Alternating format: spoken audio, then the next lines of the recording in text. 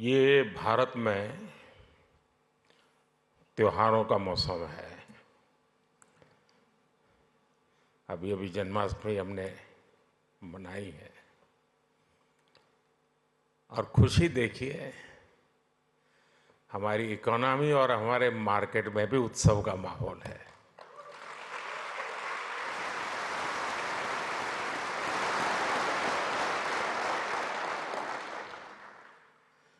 इस festive mood में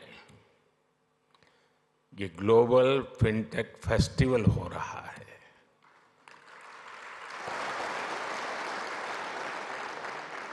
और वो भी सपनों की नगरी मुंबई में।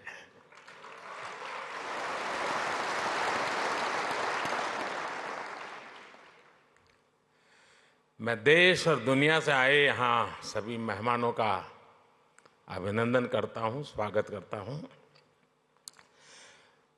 यहाँ से आने से पहले मैं अलग अलग एग्जीबिशंस देख करके आया हूँ।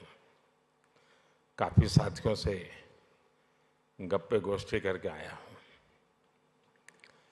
हमारे नौजवानों के इनोवेशन का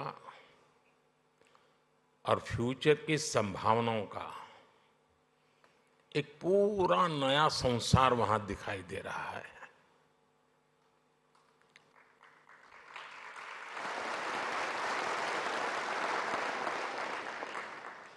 चलिए, आपके काम के लिए मैं शब्द बदलता हूं। एक पूरी नई दुनिया दिखाई दे रही है।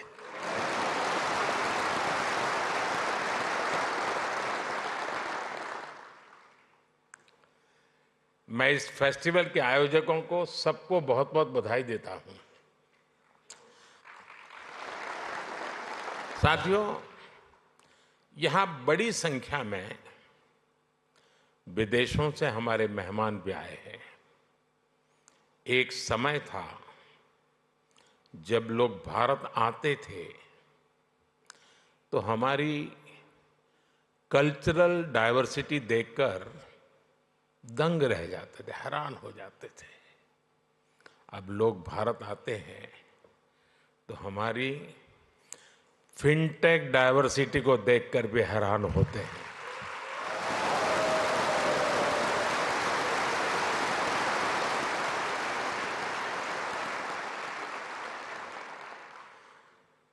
एयरपोर्ट पर लैंड करने से लेकर स्ट्रीट फूड और शॉपिंग एक्सपीरियंस तक भारत की फिनटेक क्रांति चारों तरफ दिखती है। पिछले 10 साल में फिनटेक स्पेस में $31 बिलियन से ज्यादा का निवेश हुआ है।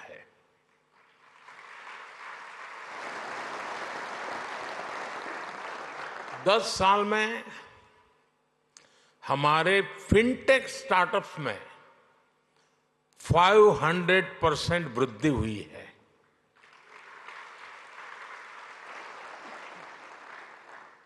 सस्ते मोबाइल फोन, सस्ते डेटा और जीरो बैलेंस जनधन बैंक खातों ने भारत में कमाल कर दिया है।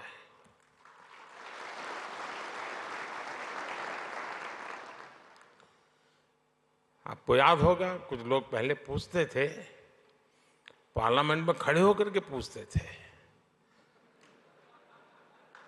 और अपने आप को बहुत विद्वान मानने वाले लोग पूछते थे।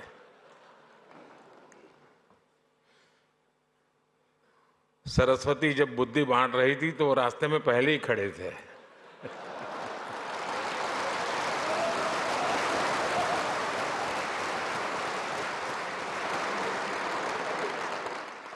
और क्या कहते थे? वो पूछते थे कि भारत में बैंक इतनी ब्रांचेज नहीं है, गांव-गांव बैंक अवेलेबल नहीं है, इंटरनेट नहीं है। यहां तक पूछ लेते थे, बिजली भी तो नहीं है, रिचार्जिंग कहां होगा, फिनटेक क्रांति कैसे होगी, ये पूछा जाता था। और मुझ जैसे एक चाय वाले को पूछा जाता था।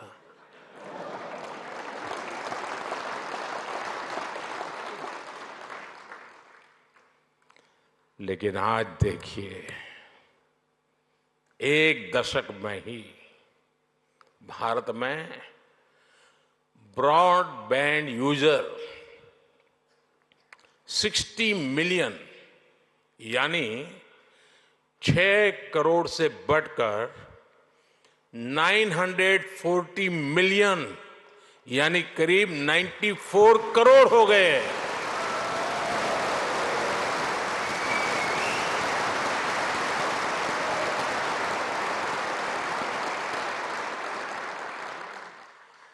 आज 18 वर्ष से ऊपर का शायद ही कोई भारतीय हो जिसके पास उसकी डिजिटल आइडेंटिटी आधार कार्ड नहीं है।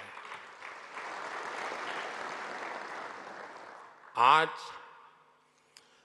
530 मिलियन यानी 53 करोड़ से अधिक लोगों के पास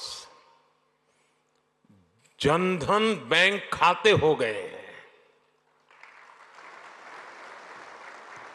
यानी 10 साल में हमने एक प्रकार से पूरी यूरोपियन यूनियन के बराबर आबादी को बैंकिंग सिस्टम से जोड़ा है।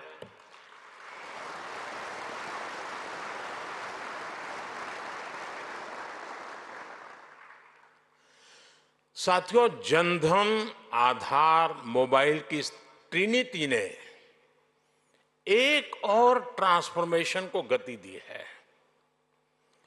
कभी लोग कहते थे कि कैश इज किंग। आज दुनिया का करीब करीब आधा real time digital transaction Bharat में होता है।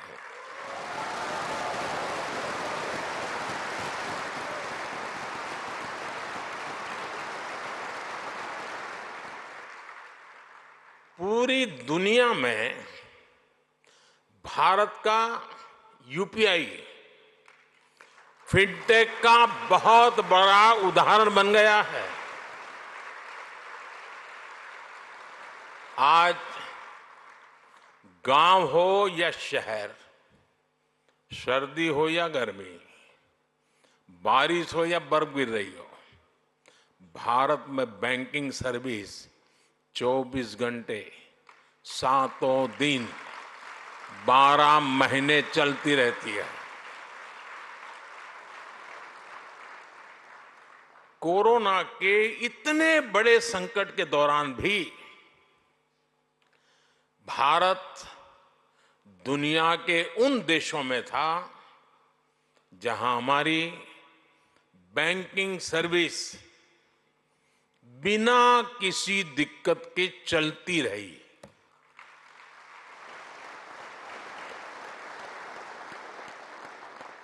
साथियों, अभी 2-3 दिन पहले ही जनधन योजना के 10 साल पूरे हुए हैं।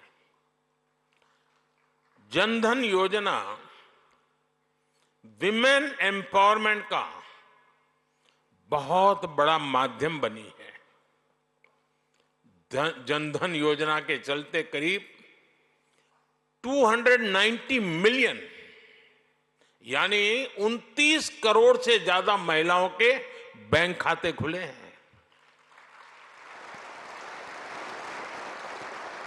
इन खातों में महिलाओं के लिए सेविंग्स और इन्वेस्टमेंट्स के लिए नए अवसर बनाए हैं। इन्हीं जनधन खातों की फिलॉसफी पर हमने माइक्रो फाइनेंस की सबसे बड़ी स्कीम मुद्रा लॉन्च की। इस स्कीम से अभी तक 27 ट्रिलियन रुपए से अधिक का क्रेडिट दिया जा चुका है। 27 ट्रिलियन। इस स्कीम की करीब 70% बेनिफिशियरी महिलाएं हैं।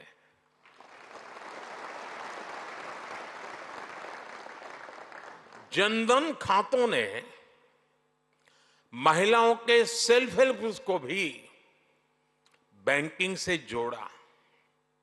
इसका फायदा आज देश की 10 करोड़ रूरल विमेन को मिल रहा है। यानी जनधन प्रोग्राम ने महिलाओं के फाइनेंशियल एम्पावरमेंट की एक मजबूत नींव रखी है। साथियों, पूरी दुनिया के लिए पैरेलल इकोनॉमी एक बड़ी चिंता का विषय रही है। फिनटेक ने पैरेलल इकोनॉमी पर भी चोट की है और बधाई के पात्र आप लोग हैं।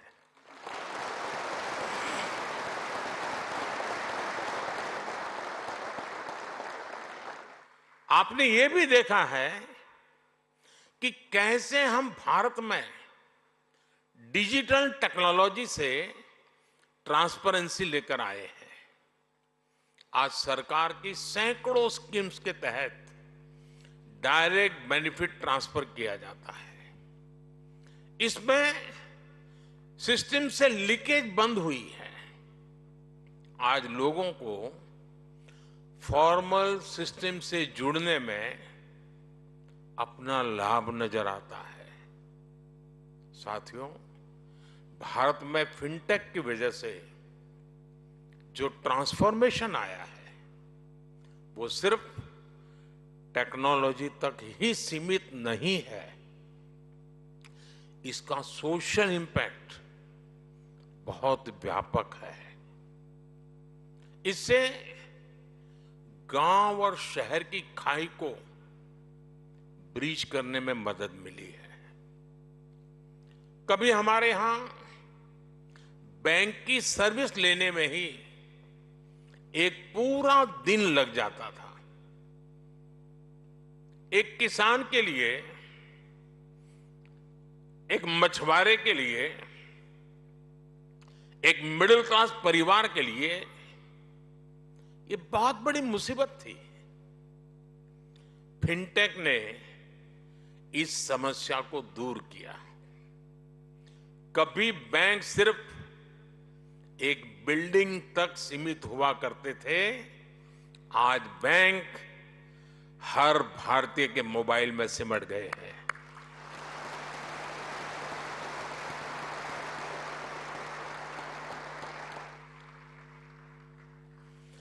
साथियों, फिनटेक ने फाइनेंशियल सर्विस को डेमोक्रेटिक बनाने में भी बड़ी भूमिका निभाई है।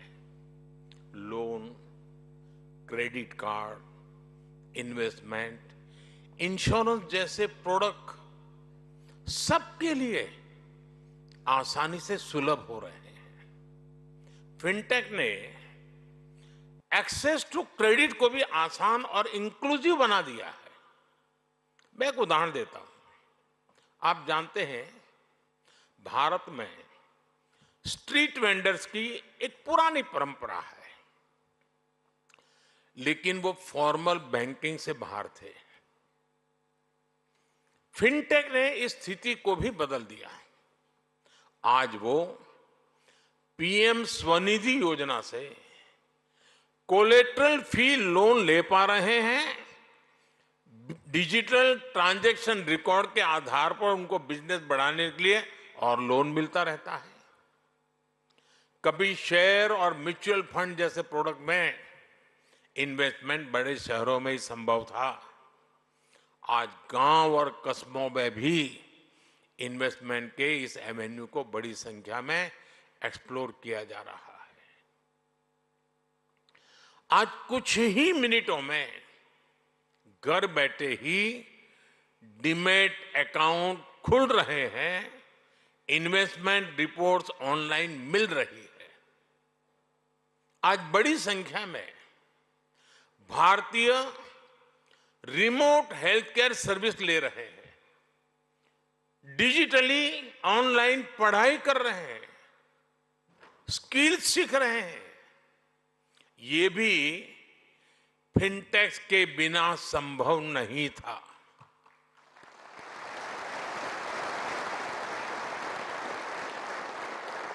यानी भारत की फिनटेक क्रांति dignity of life, quality of life उसको बेहतर बनाने में भी बड़ा रोल निभा रही है।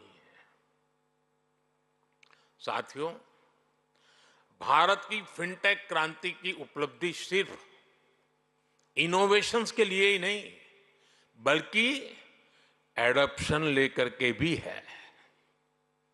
भारत की जनता ने जिस स्पीड और स्केल पर फिनटेक को एडॉप्ट किया है उसका उदाहरण कहीं और नहीं मिल सकता। इसका एक बड़ा क्रेडिट हमारे डिजिटल पब्लिक इंफ्रास्ट्रक्चर डीपीआई को भी जाता है और हमारे फिनटेक्स को भी जाता है।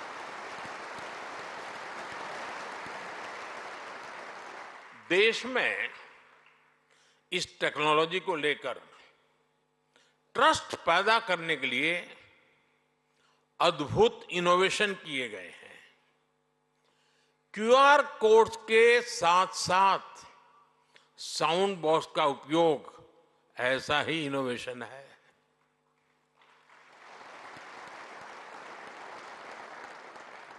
हमारे फिनटेक सेक्टर को सरकार के बैंक सखी कार्यक्रम का भी अध्ययन करना चाहिए। और मैं सब फिनटेक के वाले नौजवानों को कहना चाहता हूं, ये बैंक सखी है क्या? मैं अभी जलगांव आया था एक दिन, तो मैं ऐसी बैंक सखियों से मिला तो बड़े गर्व से कहती मैं एक दिन में 1.5 करोड़ रुपए का कारोबार करती हूं।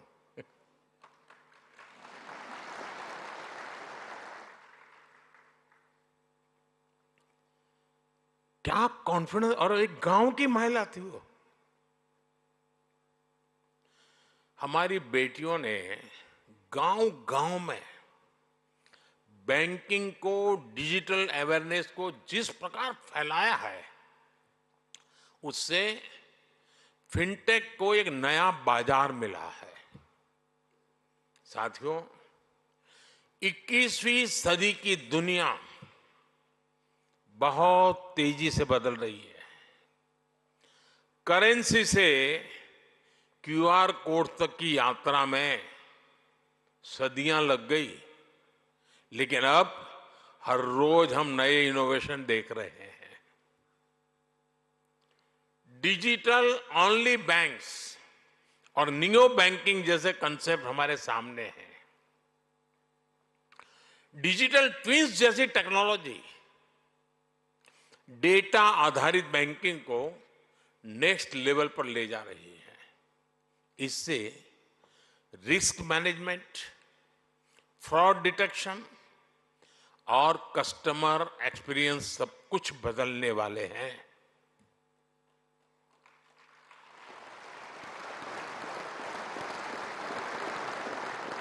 मुझे खुशी है कि भारत भी लगातार नए फिनटेक प्रोडक्ट्स लॉन्च कर रहा है। हम ऐसे प्रोडक्ट तैयार कर रहे हैं जो लोकल है लेकिन उनकी एप्लीकेशन ग्लोबल है।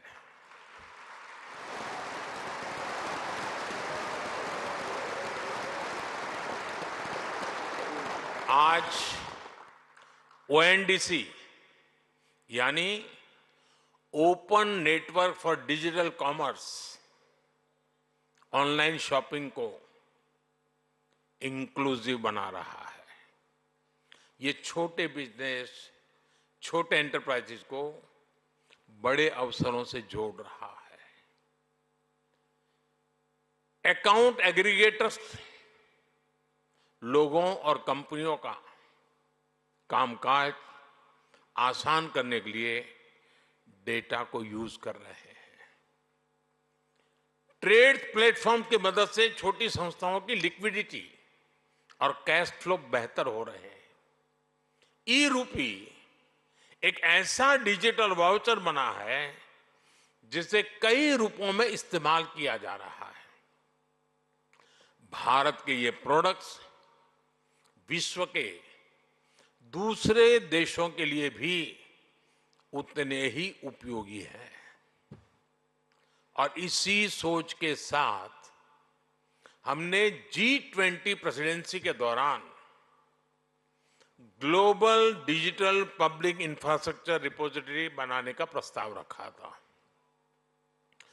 जिसे G20 मेंबर्स ने खुले दिल से स्वीकार किया था। मैं AI के दुरुपयोग से जुड़ी आपकी चिंताओं को भी समझता हूं, इसलिए भारत ने AI के एथिकल यूज के लिए ग्लोबल फ्रेमवर्क बनाने का भी आह्वान किया है।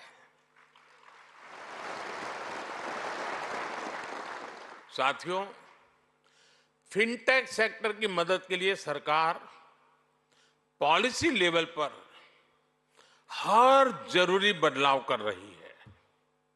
हाल में हमने एंजल टैक्स को हटाया है।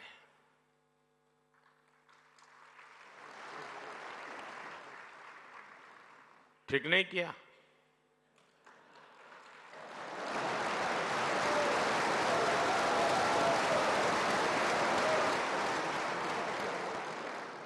नहीं, ठीक किया है ना? हमने देश में रिसर्च और इनोवेशन को बढ़ावा देने के लिए 1,00,000 करोड़ रुपए का फंड बनाने की घोषणा की है।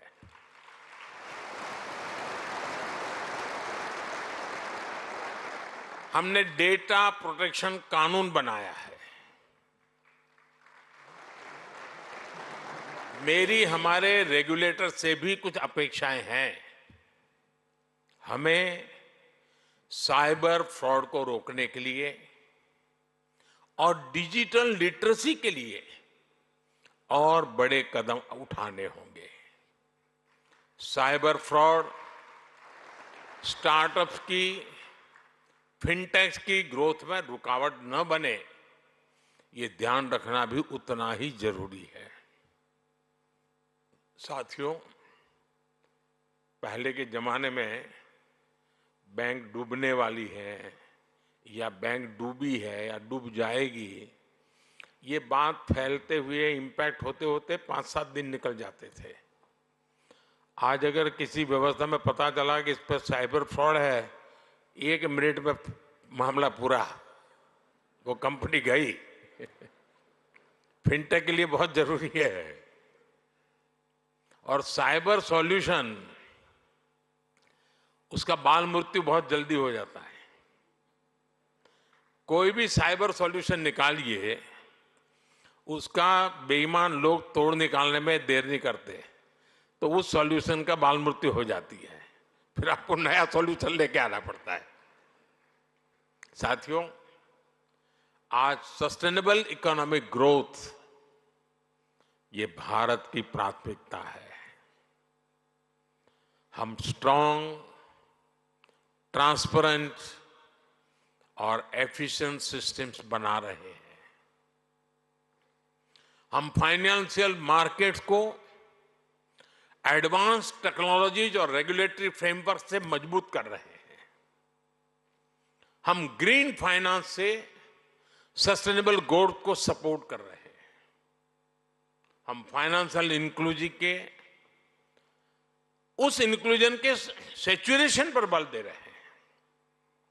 मुझे विश्वास है, भारत का फिनटेक इकोसिस्टम भारत के लोगों को क्वालिटी लाइफस्टाइल देने के मिशन में बहुत बड़ी भूमिका निभाएगा। मुझे विश्वास है, भारत का फिनटेक इकोसिस्टम पूरी दुनिया की ईज ऑफ लिविंग बढ़ाएगा।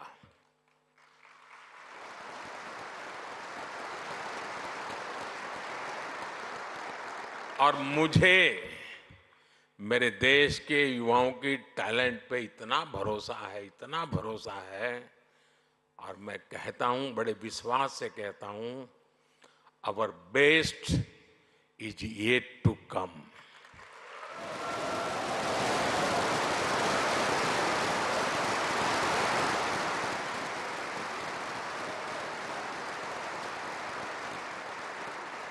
ये आपका 5वां समारोह है ना, तो 10वें में मैं आऊंगा।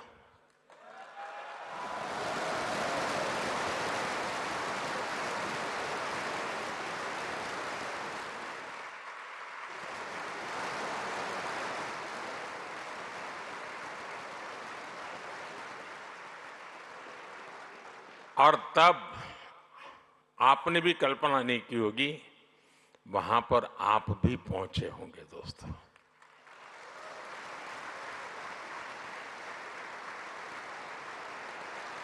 आज अभी मैं आपके कुछ स्टार्टअप यूनिट्स वालों को मिला, सबको तो नहीं मिल पाया, कुछ लोगों को मिला, लेकिन हर एक को 10-10 होमवर्क दे करके आया हूं।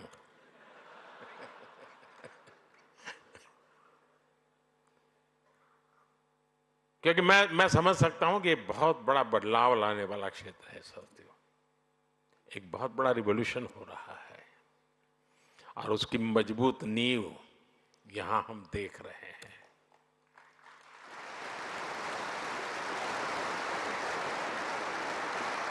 इसी भरोसे के साथ आप सबको मेरी बहुत बहुत शुभकामनाएं, बहुत बहुत धन्यवाद। For more of such videos, do like, share and subscribe to ET Now Swadesh.